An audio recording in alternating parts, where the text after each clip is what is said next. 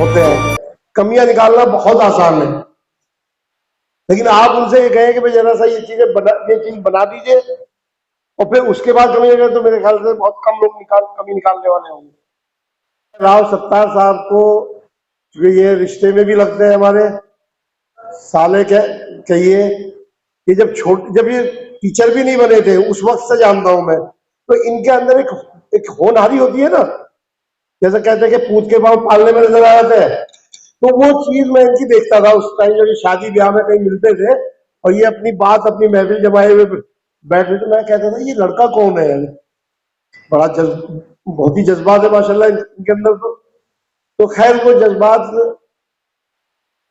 अल्लाह ने आगे बढ़ाया इनको, और आप जैसे सब तमाम हजरात ने कंधे से कंधा मिलकर के चले इनके साथ में, और आज हमारी ये मुहिम यहाँ तक पहुंची। बुराइयां करने वालों की तरफ मैं नहीं जाता, लेकिन कुछ लोग मुझे मिलते हैं बीइंग ए प्रेसिडेंट, अब ये हो गया वो हो गया, मास्टर जी होगा क्या, मास्टर जी थे ही क्या। मैंने भाई मास्टर जी अभी क्या करोड़पति अरबपति या टाटा बिरला या अंबानी बन गए।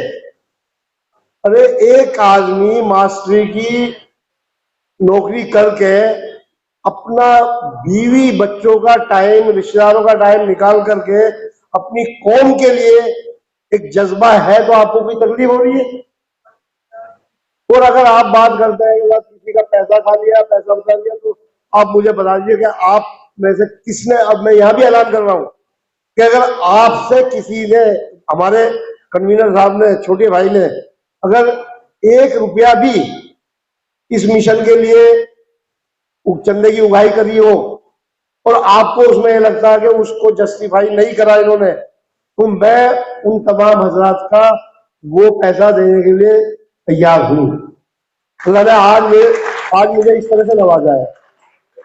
लेकिन अब मैं देखिए काम की बात करना चाहता हूँ, क्योंकि बातें तो बहुत सारी हो गई, सब लोग, वक्त भी बहुत ज्यादा हो गया।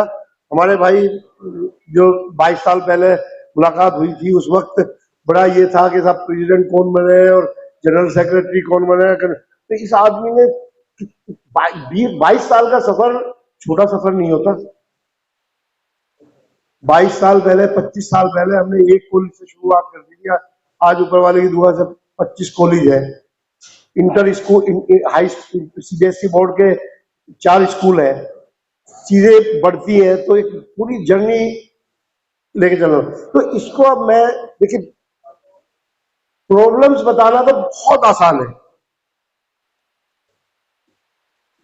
और हमारी बिरादरी नहीं, हम एशियन कंट्रीज के लोग, सारे ही लोग, we are very expert to tell the problems, but nobody is ready to tell the solution।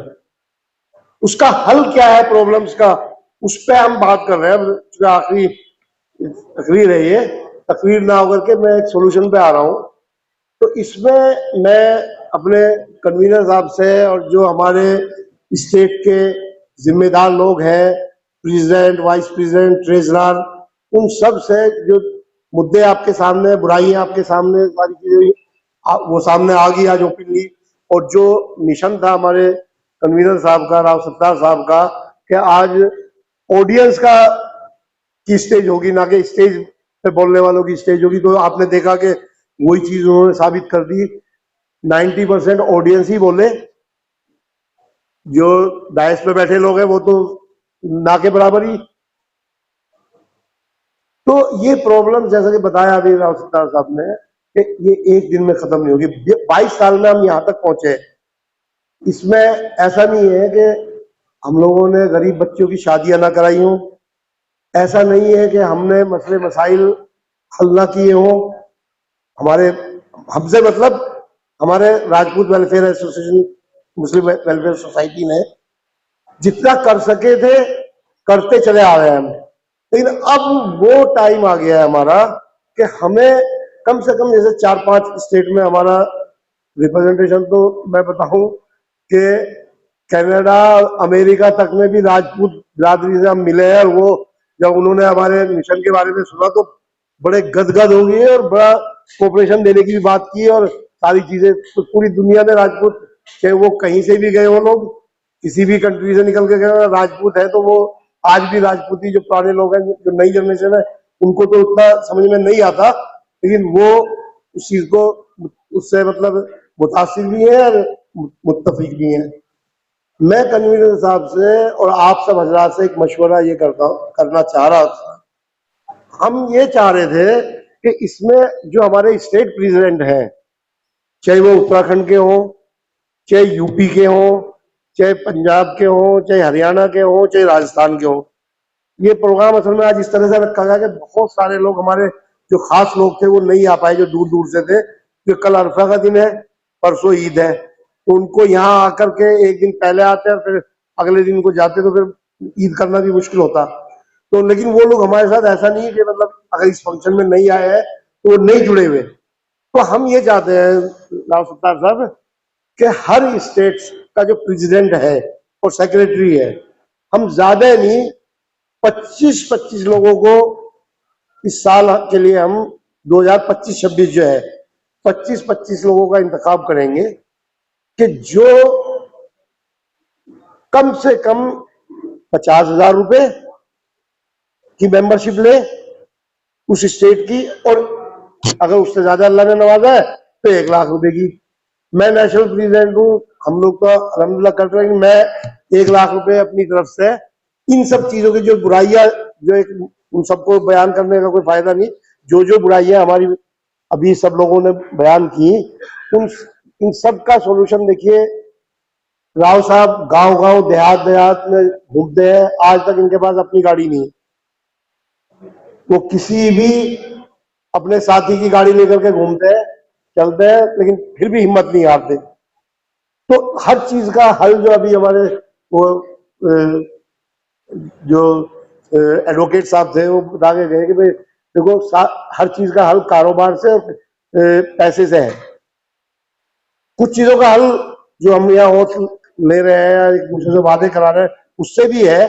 तो इसमें 3 चीजें मोटे मोटे तौर पे मैं 3 चीजों में 3 सेक्टर में बांट देता हूँ चीजों को। बोर तो नहीं हो रहे आप लोग? चीजें समझ में आ रही है थोड़ी? ऐसा तो नहीं कुछ आपको लग रहा होगा भाई अध्यक्ष जी जबरदस्ती हमें सुनवा रहे हैं अपने आपको? देखिए, पहला जो सेक्टर है वो एजुकेशन है। एजुकेशन में हमने जो हमारे इदारे हैं, हमने 50 लाख रुपए साल का बजट रखा है स्कॉलरशिप का, जो मैडम ने बताया था कि जो बच्चे MBBS, BMS, BUMS, BSc nursing, BBA, BCA, BTech करना चाहते हैं और वो उनकी माली हालत, फाइनेंशियल हालत अच्छी नहीं है, तो वो हमारी इदारे का टेस्ट दे और उसके अंदर बच्चे के अंदर काबिलियत है तो उसको हम हॉस्टल भी फ्री देंगे, उसकी फीस भी फ्री देंगे।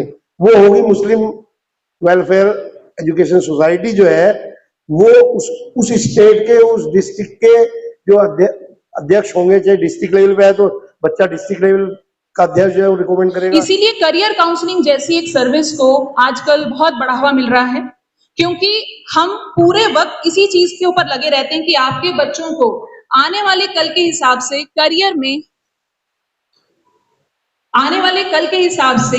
करियर में कितनी सहूलियतें दी जा सकती हैं, वो आगे कितना बढ़ सकते हैं, आगे क्या क्या कर सकते हैं, इसकी जानकारी के लिए हम स्पेशली ऑल्टस्पायर एशियन ग्रुप के साथ मिलकर सारे बच्चों को फ्री काउंसलिंग प्रोवाइड करता है। अगर हम एक सही करियर की बात करें, देखिए आज की डेट पे और कुछ नहीं, हर माँ बाप आज ये चाहते हैं कि हमारा बच्चा हमसे आगे चले, जितना हमारे पास है, जितना हमने किया, हम अपने बच्चे को वो बेस दें और उस बेस को अपना बच्चा आगे लेके चले, उससे आगे बढ़े। लेकिन वो तभी पॉसिबल है जब बच्चे का कैपेबिलिटी उसे मालूम हो और उसको आगे बढ़ाने के लिए वो सही कोर्स में एडमिशन ले। में पिछले 10 सालों से और आने वाले 80 सालों तक अब प्रोफेशनल एजुकेशन का दौर है। प्रोफेशनल एजुकेशन है हेल्थ केयर यानी कि मेडिकल, इंजीनियरिंग या फिर कोई ऐसे कोर्सेज जिसमें बच्चा वोकेशनली आगे बढ़े, हाथ के काम आते हों। कुछ इस तरीके के काम उसे आते हों जो नॉर्मली बड़ी कंपनीज में उसे आसानी से जॉब दिला सकते हैं। एक भाई को नीचा दिखाने के लिए हमें कुछ भी गुजरना पड़े, किसी चीज से गुजरना पड़े, हम उसको नीचे दिखाने के लिए उस हद तक गुजर जाएंगे। क्या है? यही इस्लाम है। इस इस्लाम को हम जिंदा रखने के लिए बैठे हुए हैं।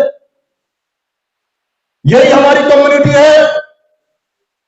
आज इस कम्युनिटी को हमने ऐसा कर दिया है कि जिसका हम अंदाजा नहीं लगा सकते कि इस कम्युनिटी को हमने कहां पहुंचा दिया। आज हम फर्ज से कहते हैं कि हम मुस्लिम राजपूत है, हमारा आय तो टिकने वाला नहीं है। क्या मुस्लिम राजपूत? आज हम किसी का साथ देने वाले नहीं है। आज हमारे लीडर सरपरस्ती, अगर वो जमीन पर सड़क पर अकेले लड़ रहे हैं तो लड़ने दो, मर रहे तो मरने दो। हमारे दिल पर एक राय के दाने के बराबर भी फर्क नहीं पड़ता। क्या ये कम्युनिटी है हमारी? नहीं।